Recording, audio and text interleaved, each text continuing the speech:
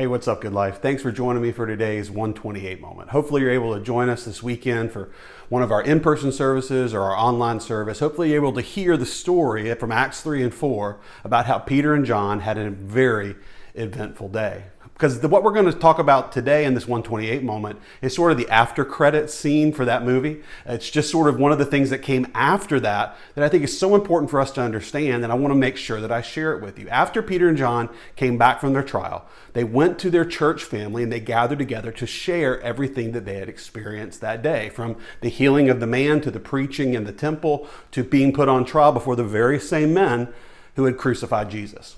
And so when they did that, they came back and they began to talk about all the things they'd experienced over the preceding weeks, months, and years. Thinking back to all the persecution that Jesus faced and how Herod and Pontius Pilate and the Roman leadership and the Jewish leadership had just really had it out for Jesus and had plotted to make sure that he was removed. And now, with Peter and John being put on trial, they're at it again.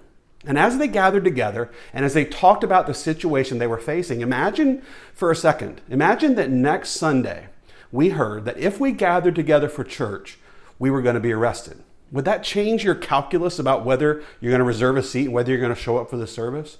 To know that you would be persecuted if you stepped out and did something God wanted you to do, would it change what you did?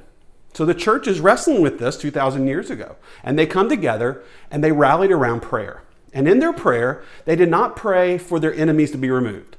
They did not pray for them to be successful in their efforts. They didn't even pray for their own safety. What they did is this. In Acts chapter 4, verse 29, they prayed this. They said, "And now, Lord, look upon their threats and grant your servants to continue to speak your word with all boldness."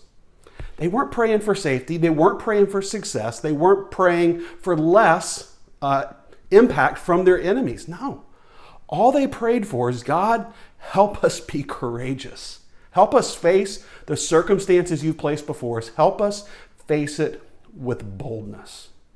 What an amazing prayer. What if the church today, what if Good Life Church made boldness our clarion call? That's what we were asking God for. It wasn't about the things God could do for us, or the things we wanted God to accomplish, or the things we want to succeed at. We just said, God, you've placed before us this world-changing mission. Give us the boldness, Lord, to effectively be your witnesses across the street and around the world. What if that was our prayer? Think about it for a second. We're bold in a lot of other areas. Somebody doesn't have to give us much of an opportunity to talk about our favorite sports team. Somebody doesn't have to give us much of a crack in the door to slide in our political opinions. But are we so bold when it comes to sharing the good news? God's solution to impact and change the world. Because for 2,000 years, people who have been bold, who have picked up the baton of faith from generation to generation, have boldly shared the good news. And God has changed hearts, has changed minds, and has changed eternity because his people were willing to trust that the mission he'd given them would be successful. Their only job was to put their yes on the table and step out into life with the boldness to make Christ known. Good Life, can I encourage you this week that when you pray, when you spend time in God's Word, let your prayer be prayers for boldness. God has given us everything we need to succeed at everything he's called us to do. Maybe what we lack is the boldness to step out and be counted with Christ. Love you guys. Look forward to seeing you guys this coming Sunday. The seat reservations are going live today, so you'll see that in the email. Also, want to make sure you'll join us on Wednesday at 1:28. Love you, miss you. We'll see you soon.